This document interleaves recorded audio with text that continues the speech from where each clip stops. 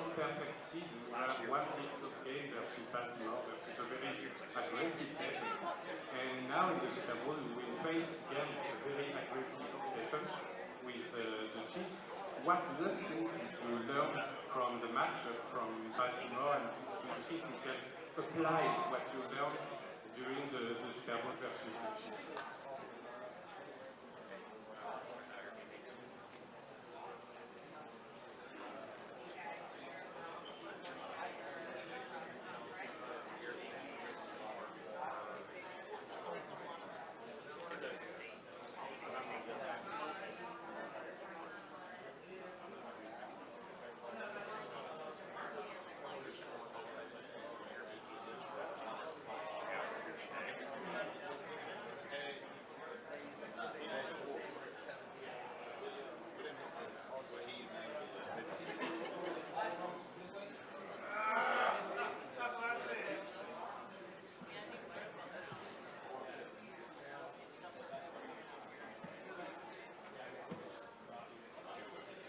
Brock, you talked earlier about sometimes the impression in the huddle. George is always finding the camera, especially on a week like this. How important is it to remember that, yes, it's the seriousness of the business of football, but also you're playing a game and you want to have fun with it?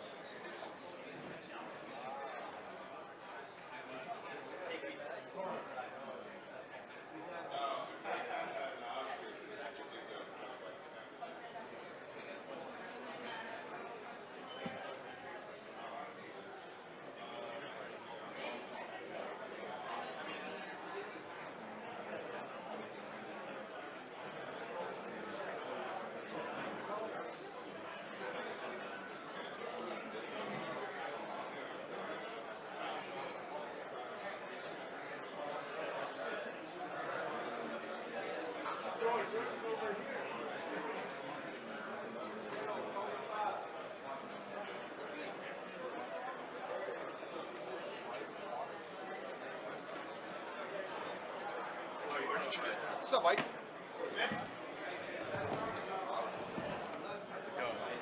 Howdy. How are you guys today? Hello. Oh, I can hear myself. How we doing? I'm wonderful. How are you?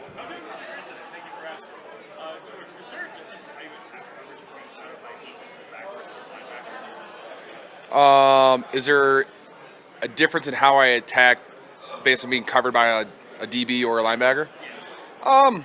Yes and no. I mean, overall, like you want to step on guys' toes and get around them. I would say linebackers, you can be physical with them, but like that's usually what they're going to do to you. So you might want to use your speed and quickness over them a little bit more. They're going to try to grab and hold on a little bit more because they're fighting for their lives, and not every single one, but a lot of them. DBs, a lot of them soft shoe, or a lot of them, don't want you to get as close to you because they try to use their athleticism over yours as a tight end. But I kind of try to get my best to just get on them as quickly as possible before I make any type of cut, because then at the top of the route, they're usually going to grab and hold, and most of the time that gets seen. Or, if they back up too much, you can make a nice cut and just go across their face.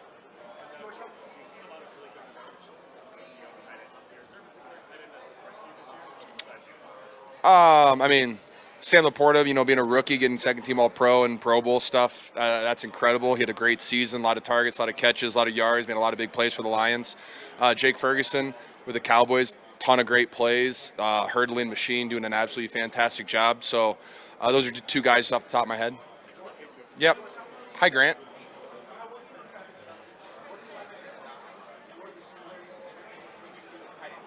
So you asked me 3 questions. Okay. ask me the last whenever I get to it, okay? I know Travis pretty well, known each other since 2018. As a guy, I have zero bad things to say about Travis. He's been nothing but completely kind to me, my family. Very generous with his time. One of the coolest things is, me and my family, we have a podcast, and he flew into Nashville just to record it with us and flew out just for fun. Hey, I want to come see your place. He's good friends with my dad. He's just very respectful. So the fact that he went out of his way to do that means a lot to me and my family. And then you asked me, what was the last thing?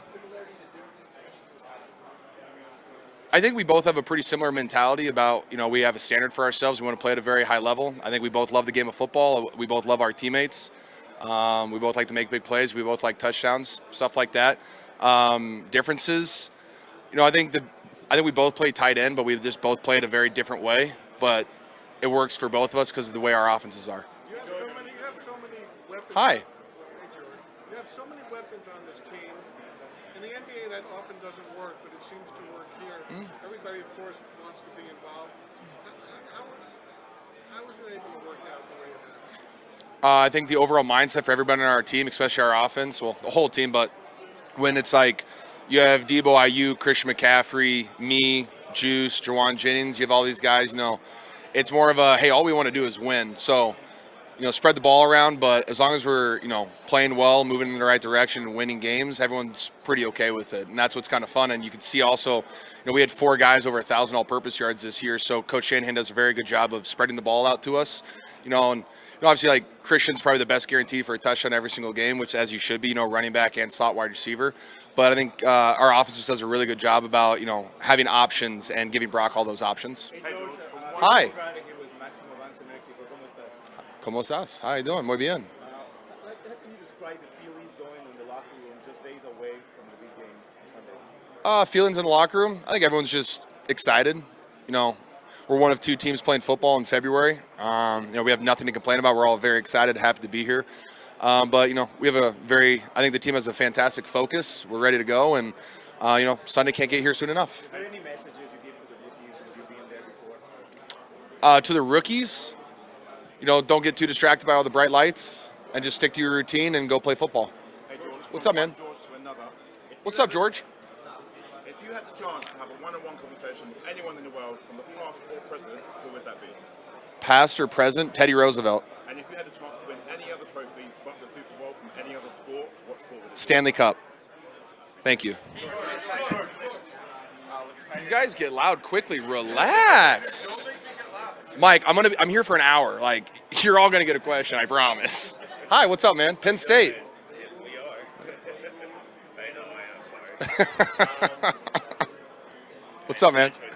No, it's fine. The tight end position. Yeah. Obviously, the last 4 teams all had really great receiving tight ends. So what does that say about the evolution of the tight end position, or the continued evolution, I should say, and how important is it nowadays to have such a good receiving threat at the tight end position?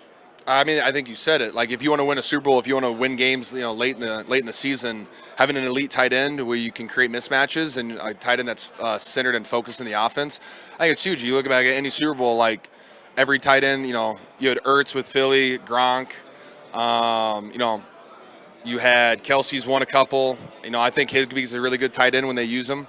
With the Rams, so like every team that's been up there has had good tight ends, and so why not just continue to feed your tight end and go to the playoffs? George, can you imagine? Yes, Mike. Can you imagine what the life Travis is living the last few months, and how do you think he's handling all of the madness? What do you mean by that? I heard something about him, and Huh. You know what I would say? He's playing in the Super Bowl, and I think at one point in the season he was like, "I'm not having a good season." Well, watch the tape. He's having a good season.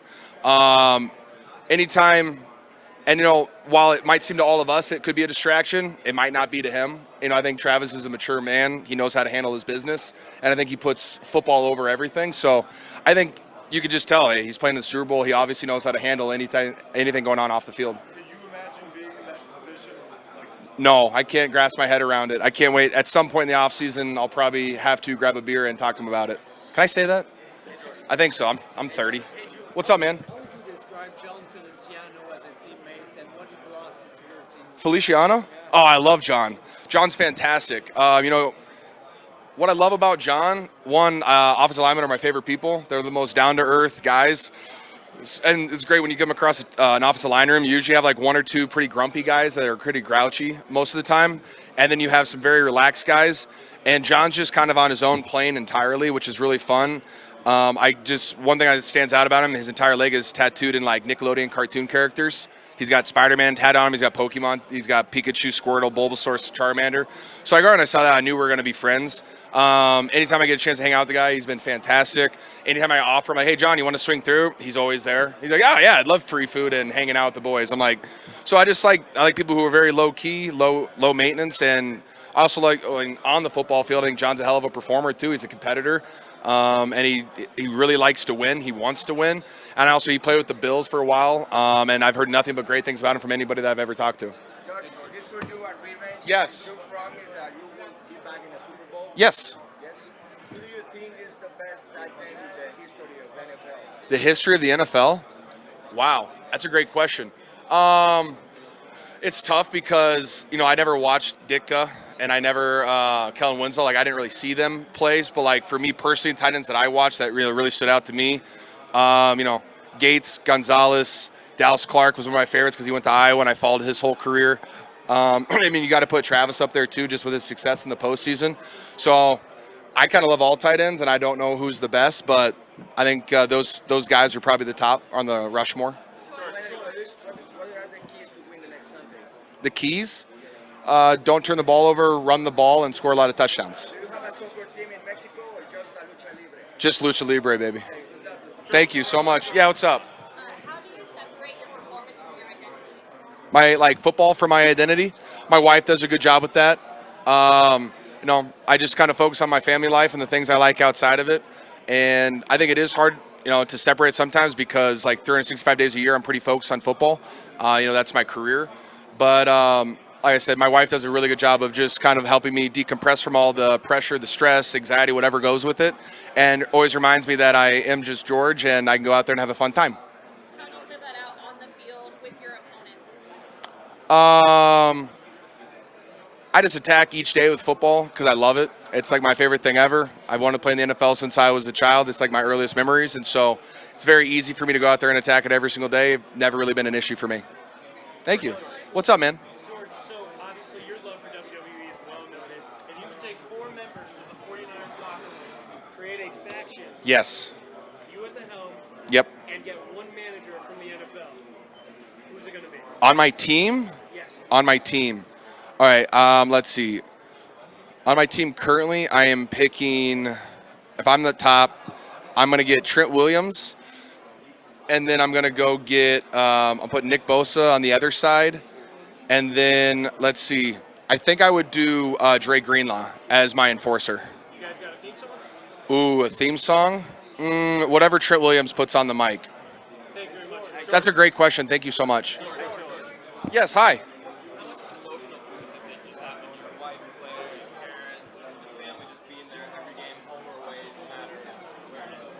It's phenomenal. My parents haven't missed a game since this 2018 season or Thursday Night Football 2019. My wife's last game she missed was Baltimore 2019, besides 2020, obviously. But having them around, when you have your circle around, the people who love you the most, who give you unconditional love and the support, and I get to see them on the sideline, I see them in the stands, I get to see them the day before the game, day of the game, just kind of keeps me grounded, it keeps my head on straight. And it always feels like the moment never gets too big just because I have them to have my back. Yes, hi, man.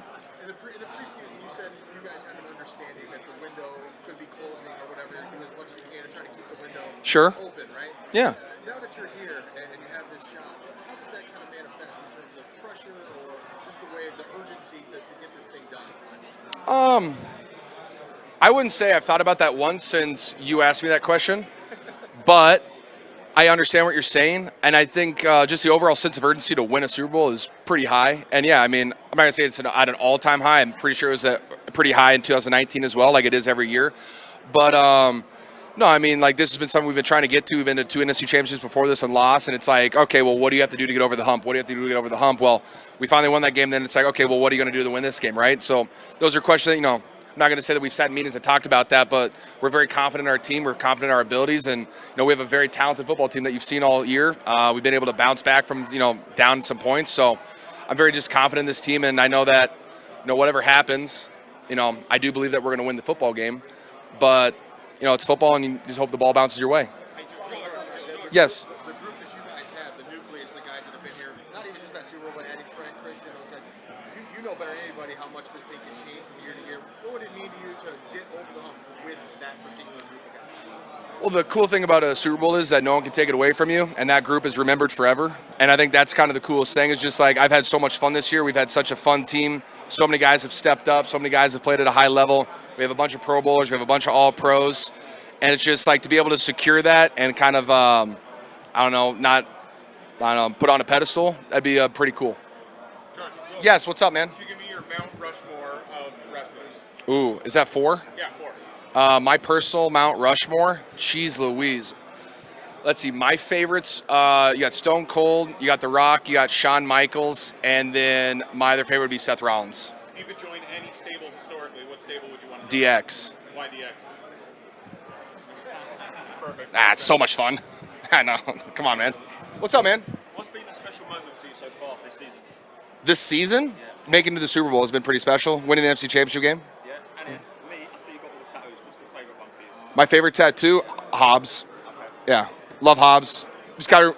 Cartoon for you from growing up? Yeah, no, it's a comic strip by Bill Watterson, and it's kind of how I learned how to read. I wrote every single day growing up. I read this like the comics in the paper, and this was my favorite one. I've read them all like countless times. Great life lessons, and I have Hobbs on my hand strictly because like I'm Calvin, he's the imaginary tiger friend. It's just, kind of speak everything to existence, create your own reality.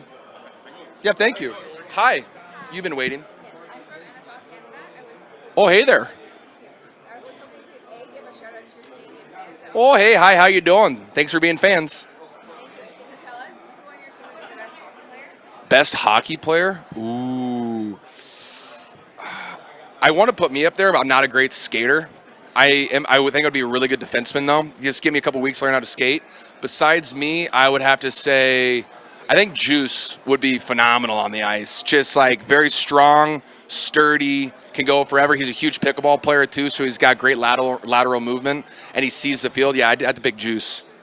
Those are great questions. Thank you for asking great questions. Can you guys, come on, keep up, guys. Yes, ma'am. Hi, I'm Abigail with Bill Reports. Hi, Abigail. How has your experience playing in the Super Bowl loss against the Chiefs influenced the way you lead as a team captain throughout this playoff run? I think just like lessons that I've learned, not necessarily from like the last Super Bowl, just like the whole experience has been, there's a lot of flashing lights, there's a lot of cameras, there's a lot of people who want to pull you in directions, your agent wants to go get dinner with you, your family wants to pull you in a direction, and it's just like, do whatever you can to keep your routine as similar as it has been the entire season, do what's been giving you success the entire season, and don't get distracted by all the lights and the, we are in Vegas. Hotels are cool, the restaurants are awesome, plenty of things out there to go out and do, but you can do all that stuff after the season. It'll be way more fun if you win the Super Bowl, and then everyone will just let you do it for free, probably. Yes. What's up, man? So at GQ, you guys are one of the most stylish teams in all the sports. Thank you. Would you say it's 3 of the most stylish guys in the squad? I would say, I can't say myself. No, it's okay. I have the best sneakers on the team. See, check these out today. We got the baby bears today. I would say besides me, I'd go with Debo, Trent, and McCaffrey. So speaking of McCaffrey, you did a GQ photo shoot back in 2020. Can I get you to the greatest modeling skills? Oh, I've seen this was my caller ID for a while, actually. That's a great one. Where is he? He's way over there. I would love to show him that one. These are fantastic, man. It's just him and his natural. Does he not smile? He smiles a lot more with us, I promise. It's fantastic, though. Thank you for sharing those. Hi, guys. What's so special about the boombox entrance? What makes it so different from anything else? I'm usually at the back of that line, but I do enjoy it. I see all the videos, and like when you have Trent Williams and Debo kind of coming out and like with the music and their swagger, their energy, it's very infectious. And like when you are following like behind those two guys who play at a very high level and like bring it every single play, it just kind of encourages everyone around them to step it up. It also like kind of gives you this sense of confidence when you see that. And so that's kind of my thing with it. I love it. I don't partake in the front very often, but like I can feel the energy move through the entire team, and that's why I appreciate about it. If you're in the back, do you still dance then? I have my own routine that I do that's probably not dancing, but I get into the vibe. Yes, Mike. Hi, Mike. Do you think it surprises some people who don't know you as well how obsessed with your family you are, and like the whole Kittle family crew being? Yeah, you're not wrong. I mean, I make it a huge goal of mine to keep my family around as much as I possibly can. My dad's like my best friend besides my wife. My mom's fantastic. My sister's great. And it's just like to be able to have them around, and my wife's family's around too. I'd like having people around that love me and care for me. Because like I said, there's a lot of distractions in the NFL. The longer you play, the more people know you. There's more people that, want your attention, stuff like that. And to have my family around me, that keeps me grounded, but also a sense of unconditional love. It's you guys should try it. It's really fun. I do. What's up, man? So, I'm from Spain. I'm from Madrid. Oh, nice, man. I know that you received an Atlético de Madrid shirt, jersey. I did. I'll take it. It's my biggest rival. But my question is, on Friday, the NFL is going to announce in Vegas, Madrid is going to host 2025 NFL regular season. Oh, no way. Yeah. So how do you feel about that? Are you excited to go to Spain? I would love to go to Spain. I had a great time in Mexico City. My sister spent 6 months in Spain. She said it was a great time, so I would love to get an opportunity to go there. The only time I've been to Spain is I went to the airport when I was flying back from Italy. That was about it. But I would love to have an opportunity to go to Spain and enjoy it. But it will be in Real Madrid Stadium. So That would be pretty cool, pretty special, wouldn't it? it will be pretty special. It would be pretty special. Yeah, I'd love to. Yeah. What's up, man? Do you have a favorite play that you like when Kyle runs? Say again? Do you have a favorite play that Kyle runs? A favorite play that we call? My favorite play that I've had a lot of success on in my career is we call like Ralph Y Shallow. So it's just like a naked bootleg fake run, and I got to run across the formation, and no one sees me, and I usually sneak along the sideline for 50 yards. That's my favorite play. Yeah, thank you. What's up, man? Taking you back to your What this at first? So, go back to your childhood. What's your first Super Bowl memory? Welcome to the Big Ten first. I can't wait to see USC play in December in Iowa and not be able to function. It's going to be pretty funny. Probably still win a lot of games. But my earliest Super Bowl memory, let's see. I would say Raiders and Buccaneers was one of the earlier ones. I remember that because everyone was so like, oh, the Raiders are going to beat the crap out of them. Raiders going to beat the crap out of them. And then it was like, what, 55 to something? That was crazy to watch. You did? The Buccaneers had a safety you know pretty well. Dude, that was crazy. I would say that. And then, growing up, any Super Bowl Sunday, me and like all the kids in our area would meet up at the local high school. We'd play football like in a foot of snow. My dad was the all-time quarterback, so like that would always be my Super Bowl memory. And then, quick follow-up. Yeah. It's Black History Month. Do you have a favorite Black History hero? Ooh, let's see, Black History hero. I think the easy choice is Martin Luther King, just because like the coverage and like that's kind of I learned about that in school and just kind of seeing his speeches and stuff like that, and how everybody talked about him. So I always thought that was awesome. I'm a huge fan of Barack. Sorry, a huge fan of him. I almost got to golf with him. That was kind of cool, but then I didn't make the cut. So maybe next time. Who made the cut? Who's the surfer? Kelly. Yeah, Kelly Slater. Yeah, Kelly Slater made the cut. I didn't. It's tough. It's tough. He's like a 9-time world champion. Yeah, as he should be. He should make the cut. What's up, man? I'll come back. So last time you were in the Super Bowl, you were mic'd up. Yep. And you told yourself, I will be back here. You'll be back with the vengeance. Is that a moment you reflect on in the back of your head? Now that you're back here, you essentially manifested that being back another time. So you're against the same team. Is that something you reflect on, just the journey ever since that moment? Kind of. Not really though. Like it is something that my entire life growing up, I was taught to speak things into existence, because if you don't speak them into existence, if you don't tell yourself them, if you don't, say them out loud, like how are they ever going to happen? Like things don't just come to chance. Like you have to work for, what you get, and you get lucky sometimes, but you have to work for it. And so I think that was just me stating it. And then I'm not going to say like I didn't look back at that video like I didn't do that by any means, but just like saying that I would be back, and like has that influenced me a little bit? Yeah, sure. Like I attack it every single day. I work really hard every single day. Like football's my job. That's what I do. But I just kind of try to take every single day and be my best at it every single day. And now look at I have an opportunity to play again. A lot lot of us are spending a lot of time talking about Kyle. Yes. His legacy. If he wins this, it changes a lot of things. Kyle Juszczyk? Juice's legacy is complete. It's pretty good. You know, and if he doesn't, still, you know, that's a For sure. big thing. Do you guys, does that permeate your consciousness at all? Do you care? Do you have any protective desire to get him over that hump? Well, yeah, I mean, it's something that I've thought about. Like, I want to win for Kyle just because I've been with him for 7 years, and I love how he attacks the game of football. I love how his unrelenting pursuit of it, like of winning.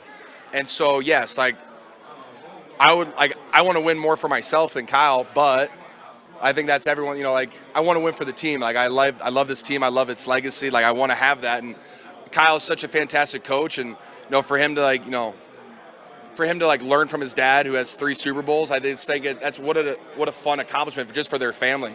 At the end of the day, like how cool is that? And do you think it's fair the way that he's depicted? I think the only reason you get depicted like that is if you win a lot of football games, and so I think it just comes with the territory. And like you don't talk about coaches who don't win like that at all. And so I think you'd rather be talked about like that than not. You have obviously played with a lot of quarterbacks in your 7 years. I think I'm at 7 or 8. Right. McCaffrey was at like 15. Wow, that's You, a lot. Okay, so what's up though? Okay, so when you report for spring, like mid-April, Yep. Brock Purdy's 1 month out of elbow surgery. Yep. Not throwing, arms Yep. in a robotic brace. Yep. Are you thinking, here you go again, you're going to have more quarterbacks? And then how often did you check on Brock during his comeback to see if he was on track? Well, I didn't show up till like mid-May. Then that was part of the reason why, because Brock was in a elbow sling. So, no, I mean, like I had full confidence that Brock was going to be healthy. So, like, and he had full confidence. Our training staff had full confidence he was going to be ready to go. So, I was like, all right, well, you'll throw to me when you throw to me. It is what it is. But wouldn't that have been wild if he wasn't ready? And he said when the season started, he said this is now, that his arm was not full go in week 1. I think he looked pretty good. Yeah, I mean.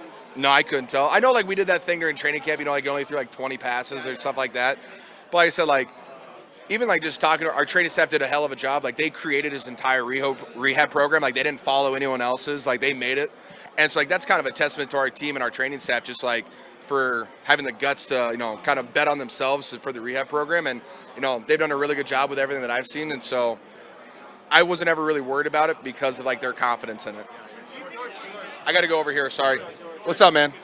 So, not sure if you're much of a gamer, but if you had to choose when it comes to the all-time football games, Madden, NCAA football, NFL Blitz, or NFL Street, what would it be? Dang. I played a lot of NCAA football growing up, like a lot. I used to go we would drive 20 hours to go to where my grandpa had a vacation spot down in Corpus Christi. And I played probably 19 hours of NCAA. Like I would make my dynasty. I had, or I'd always put the race for the Heisman. I'd put them on Texas A&M. Oh man, I'd go through 4 seasons in half a car ride. It'd be fantastic. So NCAA, or I did love NFL Street. That was pretty good too. I talked to Trav earlier today, Yeah. and he just talked about you guys' relationship and just the way that you guys brought in excitement to the tight end position. What's your thoughts on your relationship with him and just the way that you guys enhance the position of tight end? Well, I mean, for me personally, my relationship with Travis kind of started out from afar, and I watched his film when I was in college. We had to my senior year, I had to break down his film and talk about it with my tight end room in Iowa. And then I got an opportunity to meet him in 2018, and he was nothing but incredibly kind to me. Traded jerseys with me, which was one of the coolest moments ever for me at that time. I remember I can't remember, an interview popped up, but I got asked what was the coolest thing that happened to me in 2018. I was like, well, Travis Kelce followed me back on Instagram. So that was a big deal for me, and just for him to be become a friend of mine, it's been awesome. Be able to text him about, hey, I have a question on this, to starting to.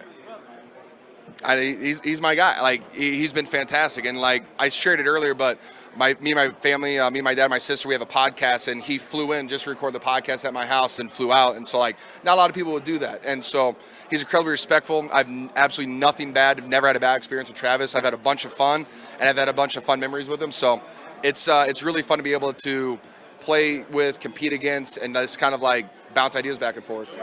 Yes. I've been having the chance to talk to you several times, and you're always with good face, with good shape, with good energy. You connect with the people, you connect with the fans. What do you do to be so luminous, to be so kind with the people. What's your mindset?